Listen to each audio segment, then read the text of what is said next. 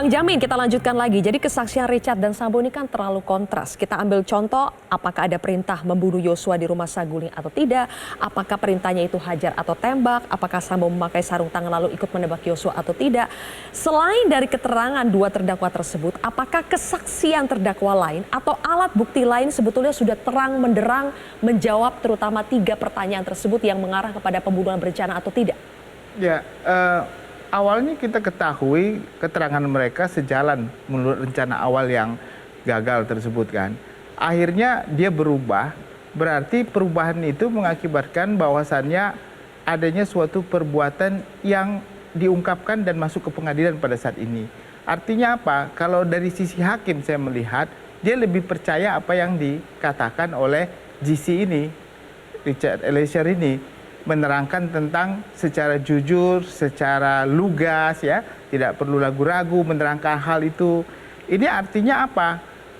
Konsekuensinya adalah apa yang disampaikan Richard Eliezer itu sudah termasuk kesaksian yang masuk unsur di pasal 340. Karena tadi sudah kita lihat apa yang disampaikannya mulai dari rencana saguling, bahkan untuk isolasi, itu kemungkinan isolasi bagian dari rencana pembunuhan juga begitu. Nah, itulah bagian-bagian yang dirangkaikan sebagai suatu perencanaan sampai suatu eksekusi, melakukan suatu perbuatan pidana. Karena ke-340 itu kan pidana material, ada orang mati, itulah hasil perbuatannya. Matinya karena terencana, direncanakan sebelumnya dengan suatu rangkaian kegiatan. Apakah mempersiapkan alat, apakah untuk tempat eksekusi, lokus, waktunya, tempusnya, itu semua sudah dipersiapkan. Dan Anda lihat keterangan begitu. Begini, nah, itu konteks ada sedikit perbedaan gitu. bahwa tidak semua keterangan Richard juga berkesesuaian. Misalnya, ketika Richard menyampaikan dia menembak 3-4 kali, faktanya ahli balistik menyebut ada 8 selongsong peluru ditemukan. Kalau hal itu tidak menjadi bahan pertimbangan bagi seorang maksud hakim. saya memkonfirmasi. Hakim hanya mempertimbangkan semua 3 hal. keterangan Richard. Kenapa tidak jadi bahan pertimbangan? Sesuai dengan fakta yang lain ternyata juga hakim tidak. Cuma mempertimbangkan itu 3 hal. Pertama, ada orang mati. Siapa yang menembak orang ini?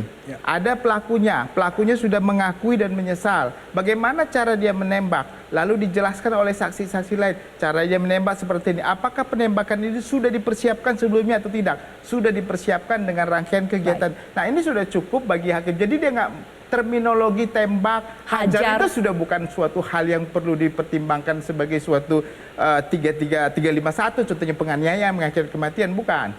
Dia hanya menyatakan bahwasanya kamu bertanggung jawab atas kematian, saya bertanggung jawab. Oke. Ya, sudah mengakui. Nah, tinggal menentukan apakah pertanggungjawaban melakukan eksekusi ini dengan perencanaan atau tidak perencanaan. Oke. Terminologi matinya orang itu tidak bisa ditafsirkan dengan hajar dan tembak. Itu semuanya berdasarkan keterangan Richard Eliezer ya. Karena Richard Eliezer adalah GC, Justice Collaborator, apakah itu akhirnya membuat kualitas kesaksian dari seorang GC lebih bernilai? Prof Gayus, boleh dijawab nanti, kita simak dulu cuplikan dari LPSK berikut ini.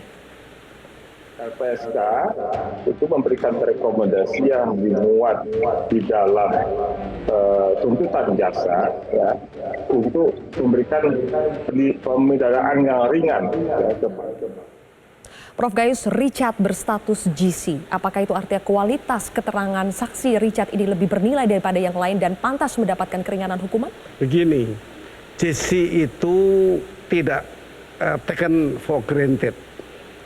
Tetapi ada keseimbangan dengan apa yang dia mempunyai posisi.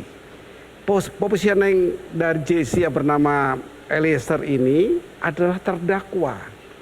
JPU telah merangkum semua hal-hal yang bisa menempatkan dia sebagai terdakwa. Jadi seimbang. Nah, tidak bisa kalau semata-mata JC itu lalu menjadikan satu keistimewaan bagi orang percaya. Diuji dulu. Dan bukan LPSK yang menentukan sahnya seorang JC menjadi betul-betul JC yang mendapat semua fasilitas. Hakim yang menentukan nanti apakah betul dia telah berkolaborasi dengan pengadilan. Ya, dia bukan pengungkap fakta, juga bukan, itu saksi. Yang mengungkap fakta itu cuma saksi. Dia sebagian, tapi dia ada kewajiban karena dia juga tersangka, terdakwa akhirnya. Jadi ini sudah dipahami oleh umum, betul dia bisa dihukum paling ringan di antara yang lain. Bisa. Ya? Dia juga bisa dihukum percobaan. dia bisa mendapat fasilitas yang lain. Tetapi ingat, itu statusnya saja. Tapi posisinya sebagai terdakwa ya harus bertanggung jawab ya. Apa diantaranya? Saya harus mengedepankan yang sering diungkapkan di semua persidangan, pasal 51 Ya. mengenai bebasnya orang karena perintah, melakukan perintah jabatan. Tapi baca ayat 2-nya. Perintah jabatan yang tidak sah itu tidak menghapus seperti bunyi pasal 1 ayat 1. Pasal 51 ayat 1 tidak. Artinya apa? Mari kita uji perintah itu. Baik. Nah, perintahnya ternyata baik tembak maupun hajar, kedua-duanya itu bukan perintah yang jabatan yang sah. Dua-duanya. Intinya menurut Anda GC yang sudah berkolaborasi bisa mendapatkan hukuman paling ringan atau hukuman percobaan tapi tidak bisa bebas dari pidana itu sendiri? Bukan. Tergantung keseimbangannya dari sebentar pasal- dulu, saya belum Ya. selesai. Oke. Bukan tidak bisa bebas. Dia mempunyai dua hal. Satu sebagai JC, sebagai terdakwa yang punya beban tanggung jawab hukum. Mana bisa bebas kalau ini apa bisa dibuang saja atau JC saja? Kan tidak bisa. Tidak bisa Ya. diberlakukan pasal 51 ya? Kan saya kata, bagaimana? Tidak bisa diberlakukan pasal 51 jika Tidak, seseorang karena menjalankan ada perintah jabatan ayat maka 2. tidak bisa dipidana? Karena ada ayat ayat 2. 2. Ayat 2. Ya. Ayat 2 itu ada sambungannya. Jadi sambungannya begini. Etiket baik. Ya, perintah yang dari yang tidak berwenang dilaksanakan dengan itikat baik tidak Mana? bisa dipidana. Nah, konteks itikat tidak baiknya itu seperti apa? Contohnya begini, dia tidak ikut serta dalam suatu perencanaan suatu pembunuhan. Dia tidak bisa menolak suatu perintah tersebut. Jadi dia sama sekali tidak ikut dalam suatu rekayasa dan dianggap itu suatu perintah yang prosedural. Contohnya yang merintahkan itu yang memang itu adalah SOP tugas dan tanggung jawabnya untuk memerintahkan tersebut. Jadi sudah sesuai dengan bidangnya. Dianggapnya itu perintah benar, padahal itu perintah salah.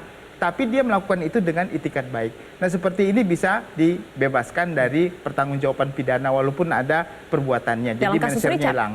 Nah, dalam kasus Richard, apakah Richard ikut serta dan mengetahui adalah suatu kejahatan perintah yang tidak sah? Kalau dianggap hakim ini suatu perintah yang tidak sah dan dia mengetahui, dia tidak bisa dengan pasal 51 tadi. Nggak bisa. Karena harus dia menyatakan dia tidak ikut serta Ya, dalam suatu saya harus perbuatan masuk di sini seperti sedikit begitu. saja. Saya mengikuti tayangannya bahwa sebulan saya didoktrin, ya sebulan yang saya tangkap, itu apa artinya? Dia ikut serta, dia tahu akan terjadi, dan dia lakukan. Didoktrin kalau dia tidak lakukan, dia menolak doktrin itu. Ini salah satu, saya harus bicara fair ya. Publik menyaksikan semua ini bahasan kita. Harus fair kita bicara. Tidak bisa kita memihak atau kita harus bicara etikat baik itu apa sih sebenarnya. Dia tidak melakukan baru etikat baik. Sebulan didoktrin, oh saya nggak lakukan. Yang lain bisa. Nah, kenapa dia nggak bisa?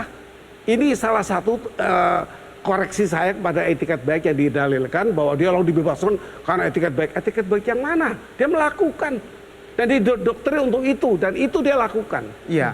Tapi hakim bilang Richard lah yang membuka kotak Pandora ini. Ya itu jelas, itu sudah di Kotak Pandora yang mana? Hakim sudah menjelaskan seperti ini, bahwasannya dia dididik untuk tidak bisa menolak perintah. Itu yang pertama. Ya. Dalam pendidikannya juga seperti itu. Dia bukan orang yang bisa mengambil policy. Beda Tidak dengan bisa Ricky menganalisa Rizal. Tidak bisa perintah. menganalisa. Saya harus Dia hanya Biarkan meminta dijawab itu. dulu. Nah, Ya. itikat baik yang Ini saya ada menyimpang katakan tadi, soalnya, itikat pemahamannya. baik itu hakim yang bicara kepada si Saya tidak Richard bicara Eliezer. hakim, saya bicara realita. Nah, lalu pelatihan, saya bicara kita pelatihan lihat di sini. itikat baik. Pelatihan Itikat- polisi istimewa di Amerika Serikat, di mana Brimob kita juga belajar di sana.